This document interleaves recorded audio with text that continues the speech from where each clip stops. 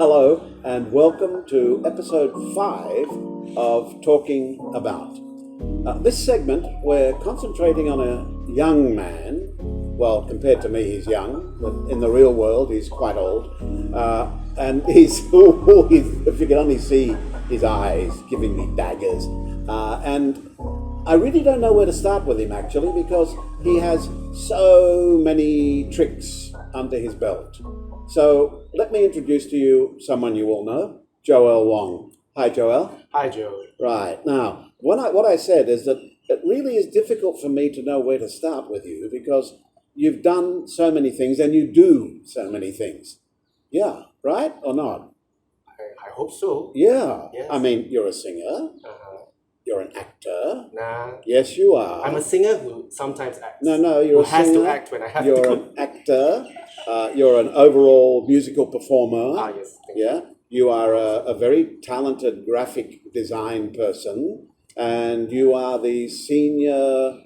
What are you called here? Senior art director. Right, senior art director at klpac. What does that mean? I have no idea. Let's find out. But the wonderful thing about you being a senior art director is that no matter where you go within klpac, your signature is there. Because we see all of the posters, all of these wonderful banners that grace the outdoors of klpac, everything. When did you start doing graphic design? I suppose I've always been sort of interested in art ever since I was a kid. I think it's probably sort of runs in the family because I had an older brother as well who also did art. I think growing up in school, he was one of those people who the teachers always got to do paintings and murals on the side of the building, the school building. So it's someone I looked up to and someone I got inspired by. So I was always doodling. I think back then you like to copy cartoon characters out of comic books. I like to learn how to draw Doraemon. How to draw Doraemon, how to draw Garfield. I think it started from there, and then always surrounded by I think art in general at home. My mom likes to collect a lot of trinkets and figurines. Think pretty things. Pretty thing. Pretty things. So, Okay, all right. But your career path saw you start out in an advertising agency? Yes, I did. Is that right? Was that your first real job? No, my first real job, I suppose. First job. I think if you're counting real job, I suppose I've done stuff like with being a waiter. Yeah. Being slave labor somewhere. But Being a slave or being slave waiter? no, I think. Yes. Okay. Wouldn't you like that, Joe? Yeah. Okay. No, but getting into an agency was like my first job out of college. Mm-hmm. So I think I was quite lucky. Yeah. In a way, because not many people get that opportunity. So I managed to learn quite a lot from that. And how long job. were you in agency life? I was in an agency for 2 years. Uh-huh. Yeah. You enjoyed that? Good and bad. Mm-hmm. The good thing was I think you're exposed to a lot of international clients. You're exposed to that level of work. So that at least it broadens your view and also the working culture. You get to learn how to deal with people. You see what so-called the corporate life is like. And also many different types of creativity. And also in that kind of job, I think you also have to weigh what works in the time given versus what you would love to do and what you would love to express and what you need to solve for the client. Because graphic design, after all, I think, I don't remember who quoted this definition of graphic design, but I totally agree with it. Graphic design is all about solving problems. Okay. Yeah, I agree with that. Because I'm a graphic designer, not a graphic artist. Yes. Because art is usually more about self-expression. Yes. But I think design is using art to solve a problem. Right. Yeah, so not so much self-expression involved, but it can be. Actually, agency life, through my own experience, I know that agency life can be very, very difficult, Yes. very demanding, unlike many other creative art forms. Working within an agency, first of all, you have to please the client. You have to please the writer, who is normally your partner, the partnership with the writer and the art director. And then you have to not only please the client, but then you have to please the client's boss, and they will continually change their mind. Did you come across this kind of horrendous situation? The word we use Often? is politics. Oh, politics. Okay. Yeah, I know, because there's a lot of stepping around, like, what the client said versus what you think the client wanted, things like that, or trying to anticipate the client's needs, and sometimes it's gambling. Yes. Like I think the client might like this, let's go for that. And then you work so hard and then everything's like, no, I don't really like that. Or show me what you have, I'll know it when I see it. I think that's, oh gosh, that's a nightmare. Yeah, like I think someone has told before, like, I would rather, I would rather take one hammer and know where the nail is and just nail the hammer. Hammer the nail into the wall. Yes. Rather than some people take the approach of taking a whole box of hammers and blindfolded and throwing it at the wall until you just hope it hits the nail. Right. So I don't think that's very efficient. Actually, it's just a recipe for burnout and frustration. So you prefer a good brief? I prefer a good brief, or also at least talking to someone and trying to get to the root of what they need, what they want, and what would solve the issue at hand. Have you ever come across, I'm sure you have, where the brief changes on a daily basis on the same job? I'm sure I have, but I think I've blocked it out of my memory. Okay. If not, I'll be stuck in PTSD all the time. Right. So, but yeah, I think that has happened before, or something like you do something perfectly as per the brief, and once the client sees it, they'll be like, "Oh, I guess that's not working. Let's try something else." So you said you Cut it out. That's not good. Yeah. No, it's very good. When you studied? You studied graphic design. Graphic design and advertising. I see. Okay, and so graphic design and advertising, with the sole purpose of working in an advertising agency. Well, I think with that degree, was it a degree or diploma? Oh shit, I can't remember. Yeah. Well, yes, you are old. Yes. I'm not as young as I look. I hope this lighting. What was the question again? The question was, when you went to university to study? Yes. When I were went, you specifically aiming for a career in advertising? With that education, actually, the options were open. You could either go to an agency or you could work for a design house. Okay. That focuses more on creating artwork. Yes. More on the expressive side. But I think the way the cards played out, that I managed to land myself in an agency straight after graduating. Right. So good. Yeah. So You were one of the fortunate ones. Went with the flow. Yes. Yeah. So after agency life, you went where? After agency life, I came here to the Kuala Lumpur Performing Arts Centre. Yes. And we were silly enough to employ you. No, we were lucky enough to employ you. No, I think the word is silly. No.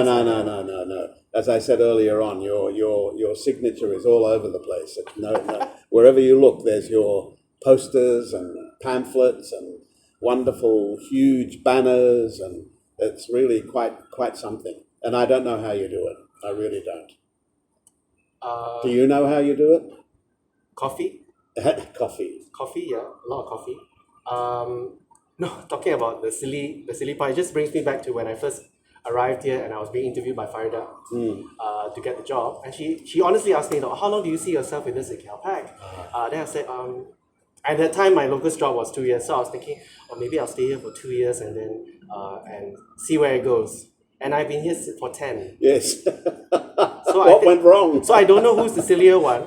You or Farida? Well, I wouldn't call Farida silly. No. I'm the silly one. Yes, no. I'm the silly one. Yes.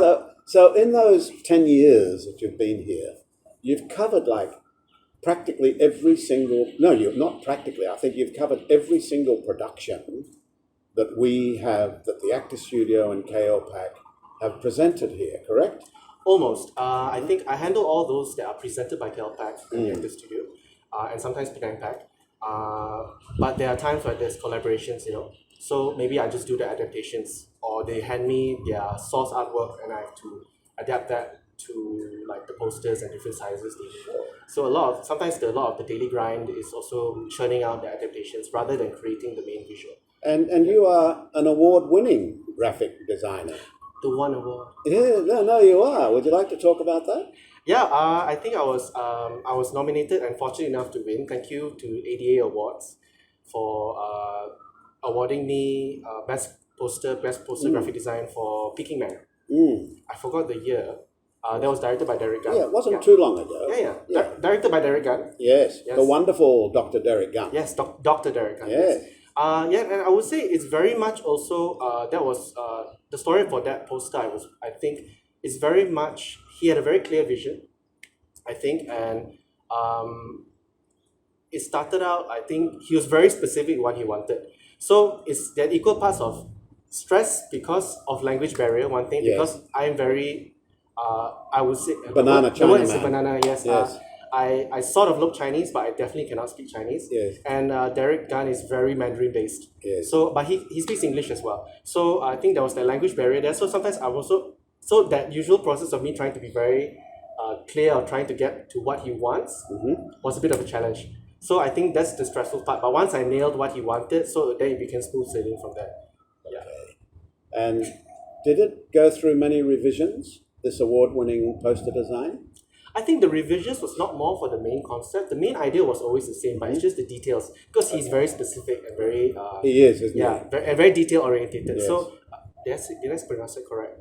Oriented, yeah. Yeah, oriented. So and I think many of the rounds was just adjusting details, or maybe one leaf on the poster needed to be a bit there, or instead of using the actors' faces, let's just use their silhouettes. Things like that. I think it was a lot of polishing involved in that. So the stress was just of getting it done rather than figuring out an idea, which I would rather have the stress of getting it done, Right. rather than the stress of what do I do, what's the idea, what's the concept. And do you enjoy or do you appreciate that kind of clarity in thinking from the director? Oh, of course. You do? Definitely. Yeah, as I said, I would rather be stressed about how to execute it rather than what it is. Like for example, you can tell me I want balloons. So I just need to say, you want red balloons? How many balloons? Right. Right. Or you're saying that I want something that floats.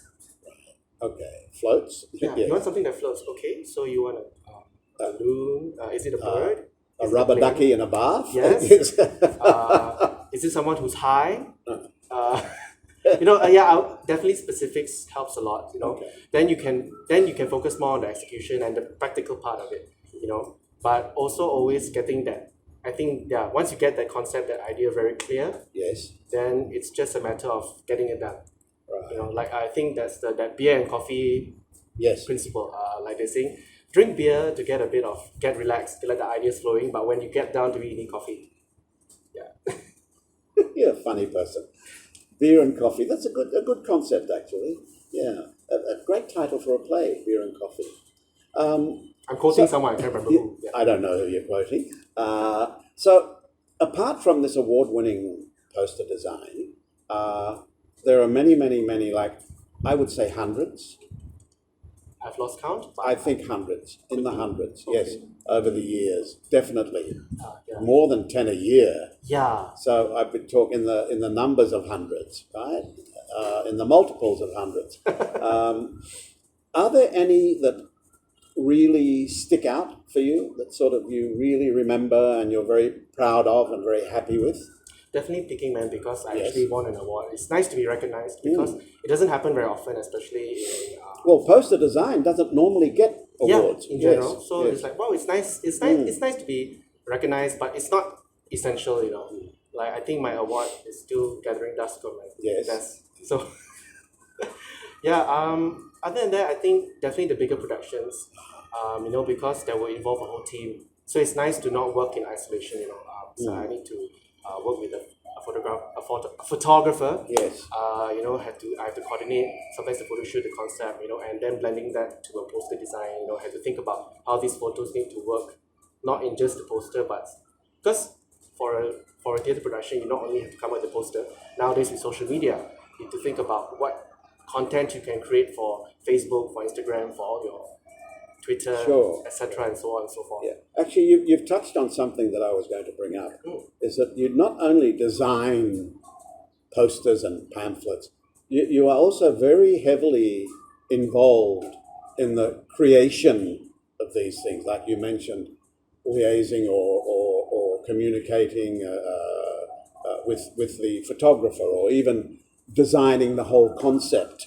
I mean, I know on many occasions when you've designed posters for yours truly, you often sort of say to me, "Oh, I'd like to do this. I'd like to have this. I'd like to use this kind of photography. I've got just a photographer for it, etc., etc., etc." So that is a much more far-reaching task than just sitting down and thinking, "Oh, I'm going to make a pretty poster with pastel shades." And do you enjoy that process? Yes and no. No, why? I suppose you could say maybe I think. Well, I think either it's like it's not really my wheelhouse, but it has to be done. So and also especially if the concept is not clear, then I'm throwing hammers at the wall. Right. So but when it's clear, like then I can come with ideas I know will work. Yes. Rather than ideas I'm not really confident about, then it's very smooth sailing. I think you get a lot of anxiety when you have things that are like you don't know whether it will work. It's always that gambling feeling, and I'm not a very good gambler. Yeah. Well, I know for several of my productions, your input in terms of the public image of those productions was really quite invaluable. I mean, I'm talking about productions like Rashomon, for instance. I'm talking about productions like Farida's Thunderstorm. Yeah, and I mean there are countless numbers of productions where your input has really made an impact visually, so that it gives the audience an idea of what the show is about. Touch wood to keep going. Yeah. But thank you. Yeah. Thank you so much. And I mean, one of the most startling for me, and at my own production, of course, was the recent one of Rashomon, where the photo shoot for that was really quite something else. I mean, it was just wonderful, and the poster ended up being like a superb poster. Would that rank as one of your favorites, you think, or not? Careful what you say here. No. Well, at the end of the day, always my guiding principle, because I'm a graphic designer, not a graphic artist. Yeah. Usually my personal feelings don't factor so much into it. Just as long as you, the director, are happy with it, Yes. and it helps sell tickets, it's a success. Yeah, but surely you must have a soft spot for some of the work that you've done. Oh, of course. You must sit back and say, yeah, I'm really happy with that. Yeah, I mean, I won't go in. I won't embarrass you and ask you what those productions were. Well, I can mention one because it happens to be your production. Oh, which one was that? The complete works of William Shakespeare. Ah, yeah. Yeah, no, because I may be a graphic designer / art director or something, but I do like to do illustrations. But it's never. I have a very particular style, which is very cartoonish, very children's book. Very in a way childish, I suppose. And that doesn't really work for many productions. So whenever I get a chance to do that, especially for our academy productions, where it's something cutesy, colorful, I always relish the opportunity. And I got to do that for a big production, which is Complete Works of William Shakespeare, because it was a zany, goofy, funny show. So it was like almost Monty Python-esque type of poster. So that's something that I remember fondly. Yeah. Good. Excellent.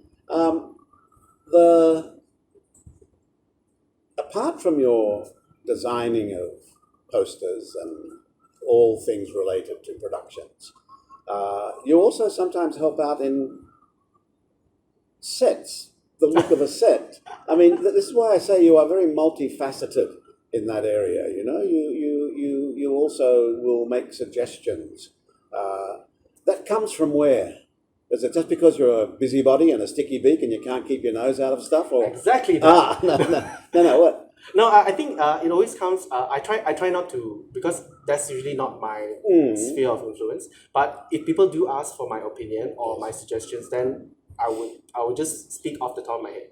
I'll just if you want my opinion, I'll give it. I always try not to give my unasked for opinion or ideas. Okay. Because that's not very professional. It's not my place. But Sure. I think for all these that I've got involved, it was specifically asked like, Joel, do you have any ideas, or would you like to work on it? Oh, I like what you did for the poster. Can we do something that matches to the set as well? Or sometimes the vice versa. Actually, I like to ask the set designer, production designer, oh, what's your concept, the look, the colors? Then I can bring that into the poster. Yeah. So I think that's because it needs to all work together. You cannot have something totally unrelated on the poster versus what's on stage, unless that's really the concept, which has happened before for certain productions. They want to surprise the audience. Yes. Then they also need to let me know. It's like, oh, we don't want to reveal this in the poster. We need to have something totally different so that the audience goes, wow, when we're in the theater. I'm going to ask you a question which you probably don't want to be asked, but we've often, Farida often brings this up with you, and I often bring it up with you. Is it more important for you when you're designing a poster, for instance, to make the design yum and not worry about whether the words can be read or the typing and everything is small and because it suits or should you or would you prefer to have it so that whatever is on the poster is very clear? Case by case basis. Yeah. Very case by case basis. I think, like you're saying, I think I've done enough productions that it's really case by case basis.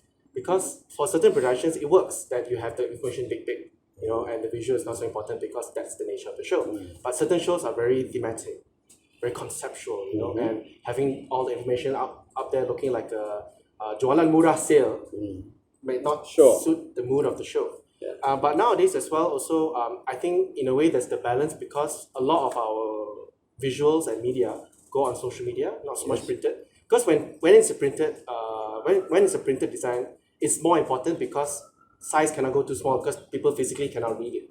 Nowadays with social media, you don't have to worry so much about that because a visual can stand on its own and all the pertinent information can be in the description box below. You don't have to slap all the information on, and I think nowadays also it's not recommended, because people are just scrolling through Instagram. When you put something with too much information on it, people just. So I think now it's a very different situation compared to when I was in advertising industry. You don't need to worry about whether it can be read in newspaper or magazine. I have one more question before we go on to the other part of your life, which is performing. As a graphic designer, and a very good one, if you were working away from theatre, you could be earning so much more money. And yet, for the past 10 years, you haven't. What's the reason for that? Love. No, not this. No, love. Love, definitely, because I am after all a musical theatre kid. Yes. I suppose growing up, being in love with musicals and cartoons with music, so when I got the chance to work for klpac, previously I think my experience with the actor studio was going to watch a few shows in Bangsa. I happened to know one or two people who worked in klpac at the time. So having the chance to work at the theatre was like, whoa, okay, this is maybe a little box that fits me, because it's something I love.